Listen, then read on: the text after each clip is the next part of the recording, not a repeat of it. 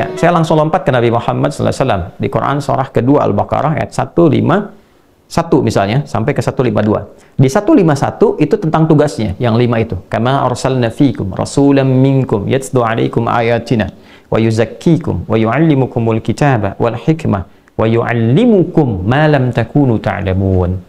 Baru 152-nya kedekatan kita dengan Allah. Fadhkuruni adzkurkum washkuruli wa la takfurun. Wa yu'allimukum ma lam takunu ta'lamun. Allah tegaskan Nabi itu pendidik. Ya, seorang Nabi itu pendidik. Nah, dari mana beliau mendidik? Ini sumbernya. Dari petunjuk Allah langsung. Sampai ke semuanya yang disebut dengan adab itu. Adabani Rabbi fa ahsana ta'dibi. Allah yang mengajarkan aku dan menyempurnakan pengajaran itu untuk diteruskan kepada umatnya. Jadi penting disadari bahwa Nabi seorang pendidik. Yang diajarkan apa? Semua pedoman kehidupan yang Islami yang membawa ketundukan, kepatuhan, ketaatan, kedamaian, kesuksesan, kebahagiaan. Maka sifat pendidikan yang didapatkan dari para Nabi disebut pendidikan Islami. Nah,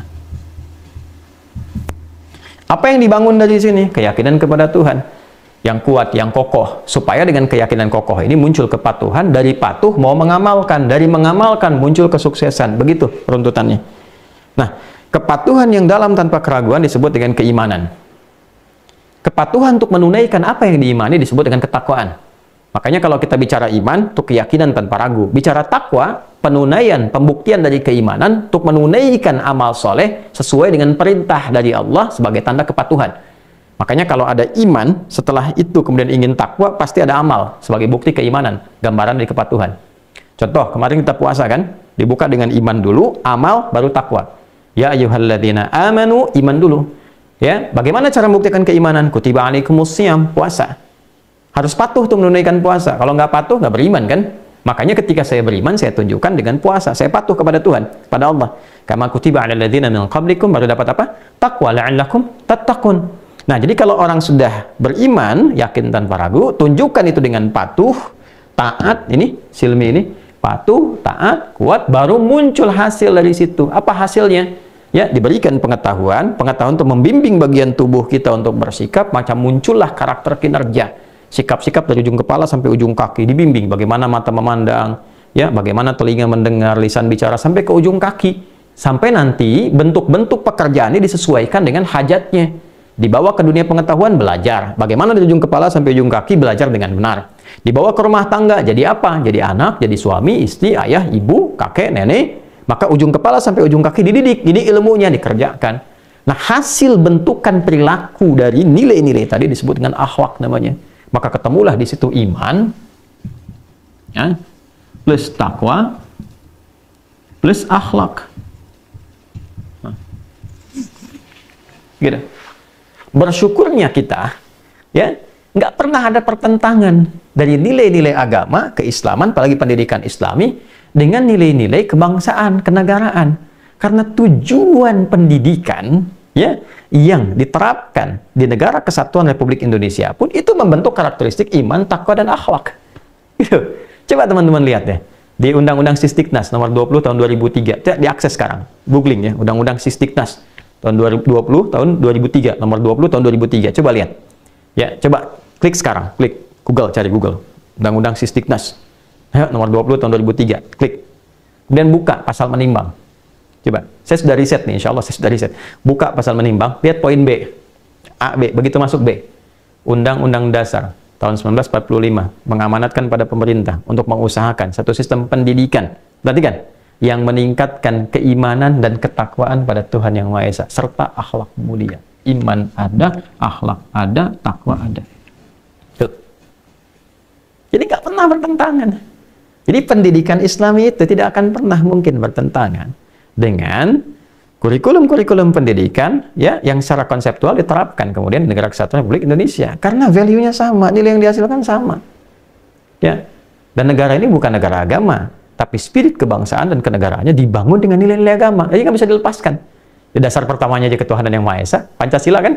Ya, coba. Pancasila itu kan 5 kan? Satunya apa? Ketuhanan yang Maha Esa. Nanti tafsirnya di Eka, ya, Prasetya Pancakarsa kan? Kan? Nanti kamu, Anda, maaf, ini kadang-kadang suka mengajar di kelas. Ya, baik, kita lihat misalnya teman-teman sekalian, maaf, ditarik ke pasal 29 aja, yang paling cepat, ayat 1, negara berdasar atas ketuhanan yang Maha Esa, unsur keimanan ketakwaannya pasal 29 ayat 2 untuk semua masyarakatnya. Negara menjamin kemerdekaan tiap-tiap penduduk untuk memeluk agamanya masing-masing dan beribadah menurut agama dan percayaannya itu. Ini nyambung semua. Gitu. Karena kenapa? Yang nyusun dulu itu banyak ulama kita kontribusi, termasuk pendiri bangsa ini juga. Dengan ya, jadi nggak akan pernah ini bersinggungan dalam konteks bertentangan, nggak akan pernah. Berjalan beriringan sama-sama. Karena tujuannya itu. Dan dibawa kemanapun keimanan itu dibawa. Ya, dibawa. Jadi saya ingin tegaskan bahwa ini bagi umat Islam tidak ada terjemah yang paling baik dari nilai-nilai amanat undang-undang. Jadi undang-undang ini mengamanatkan kepada kita nih. Nah, sebagai Muslim dan sebagai warga negara Indonesia yang baik harus mengamalkan undang-undang ini. Sebagai warga negara mengamalkan ini, ya kan? Nah, sebagai umat Islam dilindungi kita oleh negara dengan pasal 29 ayat 2. Negara melindungi untuk ibadah menurut kepercayaan masing-masing. Kita percaya dengan Islam.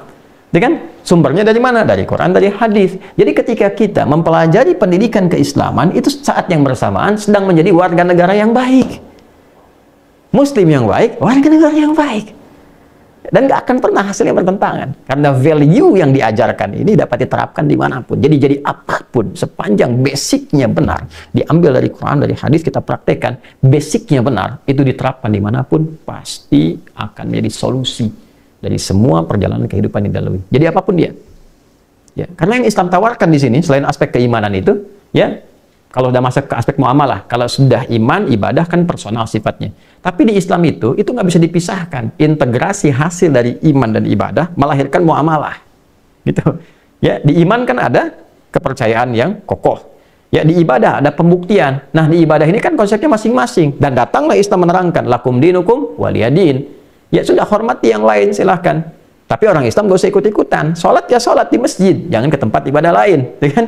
Ya, sholawatan di tempat yang benar. Jadi tunaikan dengan benar. Nanti hasilnya bisa didedikasikan, dikontribusikan dalam konteks kehidupan berbangsa, bernegara. Hasil dari sholat itu apa? Tanha anil fahsya wal munkar. Ya, fahsya, mohon maaf sekali, zina, pornografi, porno aksi, LGBT, kata-kata kotor, jorok. Orang kalau sholatnya benar, pasti kata-katanya baik. Ya kan? Nggak terjebak pada pornografi, perzinaan, dan sebagainya. Orang kalau sholatnya benar, bebas dari kemungkaran, korupsi, kolusi, ya, berbohong, sogok menyogok, pertikaian, macam-macam. Ya, kalau sholatnya benar, sholat benar itu ada dua pengertian. Ya. Yang pertama, ada orang sholat, ya mafhum mukhalafah, pengertian terbaliknya. Ada orang sholat, cuman nggak benar. Jadi nggak dapat apa yang disampaikan ini. Yang kedua, yang nggak sholat.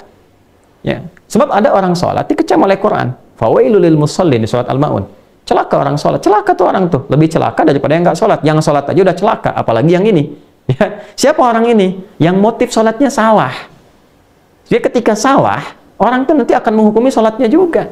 Sholat aja udah begitu katanya, ya kan?